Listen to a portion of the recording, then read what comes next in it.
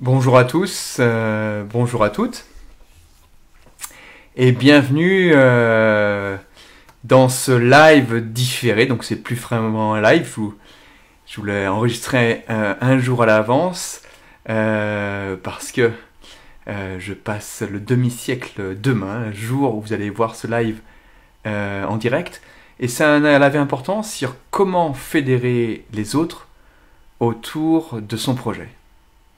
Comment fédérer les autres autour de son projet. Alors, ce live est plutôt destiné aux dirigeants qui ont des équipes, mais c'est valable également pour les personnes qui sont dans l'association, ou tout simplement toute personne qui travaille ou qui réalise une activité avec d'autres personnes dans le cadre privé. Alors, on parle de projet. On parle souvent d'équipe engagée dans les entreprises. On parle de tiens, les personnes, elles ne se croient pas à ce que je fais. Les gens viennent pour l'argent. Bref, ce qui est important, et puis il y a quelques conflits larvés. C'est compliqué de faire que tout le monde puisse s'adhérer et aille dans la même direction. La délégation est compliquée également. Alors, la première chose à se dire, c'est où est-ce que je vais ? Le premier point, c'est ce que je fais régulièrement dans les entreprises, c'est dire, ok, c'est quoi ton projet et de partager ce projet. C'est pas d'arriver en disant, tiens, je vais là-bas, est-ce que tu es d'accord ? Non, plus que ça. C'est-à-dire que toute l'idée, c'est d'abord de comprendre ce qui est important pour toi, important pour l'entreprise, important pour l'activité, si c'est dans le cadre d'une association. Vraiment les points importants auxquels tu crois, donc ce que je t'ai montré dans d'autres lives, sur les valeurs, les croyances et les besoins, donc des choses importantes, qui sont des valeurs. Et là, une fois que chacun s'exprime, c'est ces valeurs, et si vous retrouvez sur des valeurs similaires, déjà, vous avez un socle commun. Et après, derrière, qu'est-ce qui fait notre différence dans ce qu'on est en train de faire actuellement ? Qu'est-ce qui fait qu'on est là ensemble ? Pourquoi ? Pour aller où ? Donc également, il y a tout un travail qui peut être très rapide à faire. Alors le challenge, pour moi, normalement, je le fais en 2 demi-journées, puis là, dernièrement, je l'ai fait en 1 journée complète auprès de la CCI du Beaujolais, où on a réalisé un projet partagé avec 24 personnes. L'idée, c'est de partir de là où on est au départ, de ce que l'on est, et d'arriver jusqu'à partager un projet avec différentes méthodes pour y arriver. Je vous en livre quelques-unes maintenant. D'abord, je vais montrer quelques éléments pour arriver jusqu'au projet, d'intégrer les informations. Qu'est-ce qui fait notre différence ? Qu'est-ce qui fait qu'on existe ? Quelle est notre valeur ajoutée ? D'accord ? Parce que chacun a sa place. On a toute notre place ici. Qu'est-ce qu'on va faire ? Qu'est-ce qu'on va proposer ? À quoi on croit ? Est-ce qu'on va à New York ensemble ou est-ce qu'on va à Londres ? Ok, toi tu vas à Londres, moi je vais à New York. Bon, on va pas au même endroit. Tu vas à New York ? Ok. Après, derrière, comment je t'inclus dedans ? Comment je comprends ton fonctionnement pour t'inclure dedans ? Mais la première chose, c'est est-ce qu'on va ensemble quelque part ? Après, il y a différentes méthodes pour partager le projet. Ce qui est important également, quand tu partages ton projet, de bien penser à faire le tour lorsque tu as une idée, de bien penser à enrichir le projet, donc les personnes puissent dire d'autres choses. Et également, écouter tous les freins qui peuvent y avoir, toutes les personnes qui veulent dire ça ne va pas marcher. Et c'est intéressant, c'est de faire passer tout le monde par ce rôle-là. Et puis la troisième phase, d'être concret. Parce que c'est juste rester dans la tête, ça ne fonctionne pas. Donc réaliste, avec les freins qui vont permettre de voir tous les blocages qu'il peut y avoir et d'être concret. Et une fois qu'il y a ça, tu peux embarquer les personnes avec toi dans ton projet parce que tu as fait le tour de tout et personne ne va venir te voir en disant « mais tiens, ça ne marche pas pour telle ou telle raison ». Parce que tu as pu embarquer les gens. Alors au préalable, ce qui est important, c'est de comprendre son fonctionnement. Naturel, adapté, comprendre le fonctionnement de l'autre. Donc je préconise à chaque fois de faire un bilan d'équipe, comprendre le fonctionnement, comprendre les différences, là où tu te forces un petit peu dans l'entreprise, là où tu n'es pas toi-même, pour plein de raisons. D'accord ? Et comprendre, notamment avec le dirigeant, avec l'équipe qui est directement en dessous, le comité de direction. Alors c'est un peu gros comme mot, pompeux comme mot pour les petites entreprises, avec les personnes sur lesquelles ils s'appuient, souvent c'est ce que je dis, parce que le comité de direction, des fois il n'y en a pas forcément, on le met en place. Donc sur qui ils s'appuient. Et d'ailleurs, le projet partagé va être avec cette équipe-là. Donc comprendre son fonctionnement, comprendre les moteurs de chacun. Et là, les personnes peuvent commencer à discuter entre elles, peuvent échanger entre elles. Parce que si tu ne comprends pas l'autre, tu te dis tiens, c'est normal, il est toujours en train de faire des réclamations. Non, peut-être qu'il a besoin d'informations. Donc quand tu le vois comme ça, c'est qu'il a besoin d'informations. Quelle information il a besoin? Quand tu vois une personne qui est un peu autoritaire, c'est pas qu'il est autoritaire, c'est qu'il n'a pas son délai, peut-être qu'il n'a pas son information. Donc de quoi tu as besoin? Bref, il y a différentes clés en fonction des personnes pour comprendre comment les gens fonctionnent et surtout optimiser et savoir ce qui manque dans l'équipe. Parce que si avec des clones, ça ne fonctionne pas. Donc déjà, il y a cette partie projet, cette partie bilan d'équipe préalable. Où est-ce qu'on va ensemble? Puis après, différentes clés pour avancer. Est-ce que c'est clair? Alors, pourquoi partager un projet si important? Parce que si tu ne le sens pas, l'idée c'est de venir de l'intérieur vers l'extérieur. Si moi j'arrive et je te dis on va là-bas, ça vient de l'extérieur vers l'intérieur, si tu ne te rends pas dans tes tripes, ben, tu n'auras pas envie d'y aller. D'ailleurs, les objectifs que tu auras ne seront pas du tout en phase avec ce que tu as. Et tu vas dire des objectifs que je ne peux pas tenir. La plupart du temps, d'ailleurs, dans les entreprises, les objectifs ne sont pas en phase avec un projet. Tu as des objectifs, c'est pas pourquoi tu les as. Parce qu'ils sont là, on multiplie par deux. Il n'y a pas de raison particulière. Il n'y a pas... L'idée, c'est je vais vers un projet et les critères de ce projet sont les objectifs. Et après, je vais regarder ce que je fais maintenant. Les objectifs, une fois qu'ils sont indiqués, alors après, les objectifs, qu'ils soient atteints ou pas, alors limite, il est préférable qu'ils soient atteints, mais c'est pas tant la question. Simplement, c'est d'expliquer le pourquoi ils ne sont pas atteints et tout va bien. Simplement, je voulais faire le marathon en 4 heures et je l'ai fait en 3h30. C'est tant mieux. Je l'ai fait en 4h30, et ben, j'ai eu qu'un petit souci, peut-être un problème d'alimentation. Ben, ok, donc je vais améliorer ça pour la suite. L'idée, c'est pas de mettre un objectif en disant, se le marteler, absolument le tenir. Il est clair que si on fixe un objectif, l'idée, c'est quand même, il y a une raison pour laquelle où on va pour développer. Donc l'idée, c'est de le tenir. Mais l'idée, encore une fois, c'est qu'il y a plein de choses qui vont arriver, et c'est l'expérience qui est importante pour pouvoir avancer. Et après, on parle d'autonomie, de co-responsabilité. Je ne sais pas si vous connaissez souvent ce qu'on a parlé, le cycle de l'autonomie. Alors, je l'ai ici en document. Le cycle de l'autonomie, c'est quoi? Le cycle de l'autonomie, donc voilà, une personne qui arrive dans ton entreprise, ou un enfant, peu importe, la première temps, c'est qu'il est dépendant de toi. D'accord? Donc, il est dans cette dépendance, la phase 1. Après, derrière, il va dire, mais qu'est-ce qui se passe là? C'est n'importe quoi ce qu'on fait. Il va être contre-dépendant.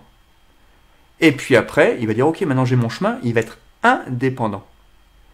Mais après, derrière, il va se dire, mais qu'est-ce qui se passe là finalement? Bah, ouais, je fais ça, j'aurais peut-être besoin de quelqu'un. Tiens, est-ce que tu peux me faire ça? Et donc, dans sa manière de faire, il va être interdépendant. Et là, on est dans le cycle de l'autonomie. Dépendance, contre-dépendance, indépendance et interdépendance. C'est la même chose pour un enfant d'ailleurs. Dépendant de toi, parce que comme la personne qui arrive dans ton entreprise est dépendante de toi, tu vas donner l'information. Ton enfant, il va être dépendant de toi. Après, il va passer le stade ado, il va être contre-dépendant. Tout ce qu'on fait, c'est n'importe quoi. Papa, il a rien compris. Même chose dans l'entreprise, mais qu'est-ce qu'il fait le patron? Mais il a rien compris. Ou qu'est-ce qu'il fait le manager? C'est pas comme ça qu'il faut faire. Alors, c'est intéressant, parce que ces personnes-là, elles peuvent à la fois accuser, si elles restent là-dedans, ou éveiller. Accuser, donc elles peuvent rester dans ce schéma-là. Si des personnes restent dans la contre-dépendance, ben forcément, ça peut être un peu compliqué. Et l'idée après, c'est qu'après, elles vont passer dans l'indépendance, où là, soit elles vont être individualistes, soit elles vont explorer pour toi, parce qu'elles vont être spécialistes d'un domaine. Elles vont être expertes d'un domaine. Avant de passer dans l'interdépendance, parce que, donc je reviens au cas précédent, donc dépendance, le jeune enfant, le salarié qui arrive, contre-dépendance, l'ado qui dit papa il a compris, ou le salarié qui dit ben, là, le patron a rien compris. Interdépendance, il veut dire, mais attends, moi je sais bon, je sais mieux que tout le monde, voilà. Et puis l'ado qui fait sa voix après, il devient adulte. Et puis après, à 23 ans, tu te dis, ouais, j'aurais peut-être besoin de papa et maman. Interdépendance. Et puis après, quand tu es dans l'entreprise, tu vas dire, tiens, j'ai peut-être besoin des autres là pour telle ou telle chose. Il y a des choses qui ne sont pas de ma valeur ajoutée, et donc je vais partager les choses dans l'interdépendance. Ce qui est intéressant de voir, c'est qu'il y a beaucoup de personnes qui gardent, sans le savoir, sans le vouloir, les personnes dans la dépendance. Et donc ces personnes restent dans ce stade 1. Elle dit, mais je veux qu'ils soient autonomes. Mais tu fais tout pour qu'elles restent dans la dépendance. C'est-à-dire quand, dès qu'il y a un lien que tu crées, dès que tu as un contrôle que tu exerces, tu crées cette dépendance. L'idée, c'est pas de contrôler les actions, c'est de contrôler le résultat. Et après, de déléguer des missions et pas des tâches.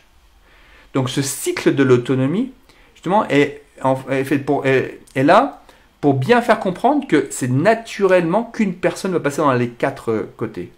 Toi également, quand tu apprends quelque chose, donc que tu sois dirigeant ou manager ou peu importe qui, quand tu apprends, en tous les cas, tu as un lien de dépendance avec le formateur. Là, actuellement, tu écoutes cette vidéo, tu as un lien de dépendance avec ce que je propose. Si c'est nouveau, tu vas apprendre des choses. Après, tu vas dire, mais ce qu'il dit, mais finalement, non, c'est pas tout à fait ça. Donc là, il y a une contre-dépendance qui s'instaure. Après, tu vas dire, ouais, ok, c'est pas mal ce qu'il dit, je vais faire ma voix. Et puis après, tu vas dire, non, mais il manque des choses et tu vas venir discuter avec moi. Donc ce cycle-là, on l'a même tous les jours. Alors après, ça passe très rapidement ou ça passe très lentement.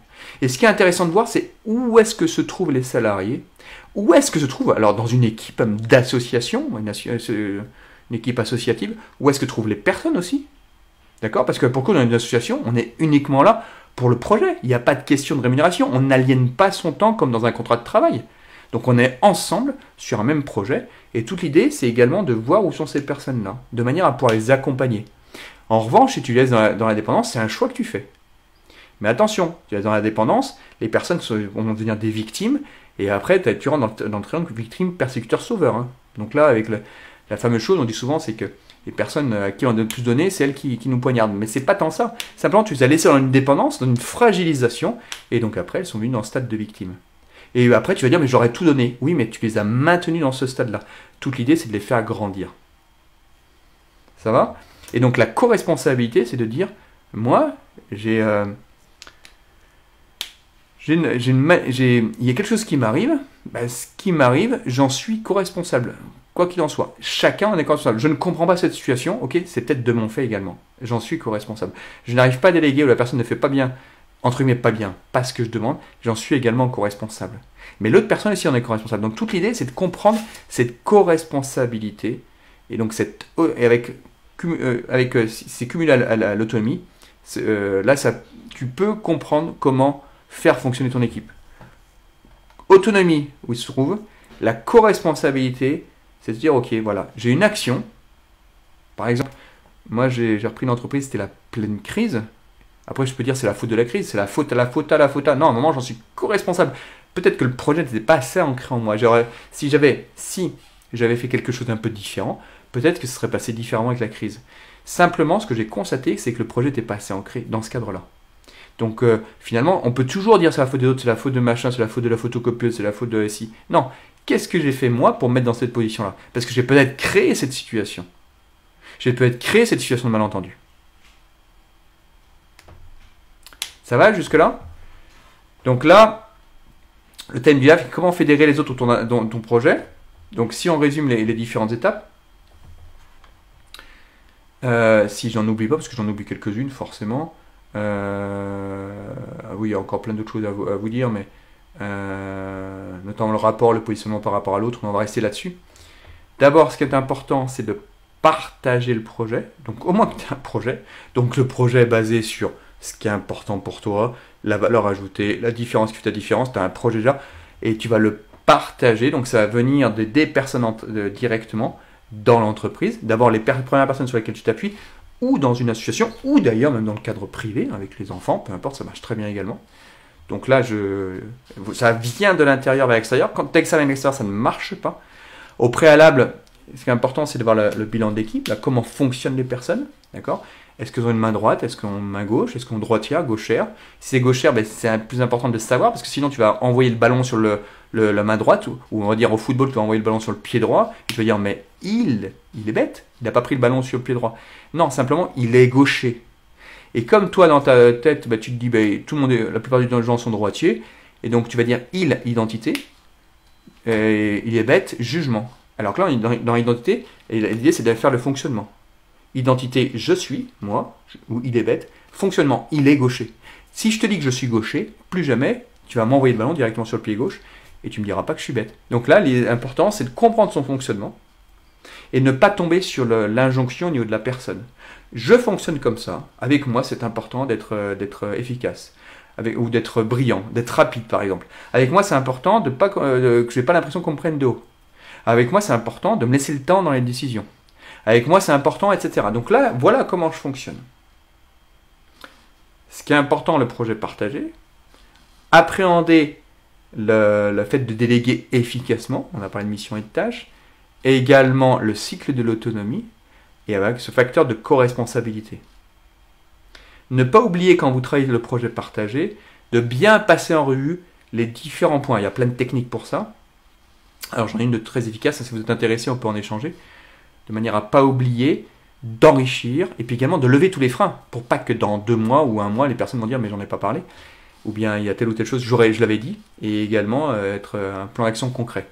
Bilan d'équipe, plan d'action, autonomie, co-responsabilité, les ingrédients pour fédérer les autres, entourage pro ou personnel, autour de ton projet. Et ainsi, une fois que tu les fédères, tu vas voir ce qui se passe pour toi, tu vas passer au niveau dessus, tu vas être dans ta valeur ajoutée, la charge mentale va diminuer, tu vas être dans une efficacité, dans une performance, tu vas être à ta place, ton organisation sera beaucoup plus structurée, l'environnement sera beaucoup plus à distance, tu vas utiliser ton potentiel et tu vas être dans ta pleine performance. Et après, tu vas te mettre de ton temps par la suite. Voilà. Eh bien, encore beaucoup de choses à dire dans ce live. Je vous remercie d'avoir suivi. Mettez bien les pépites en commentaire. Et je vous dis à très bientôt.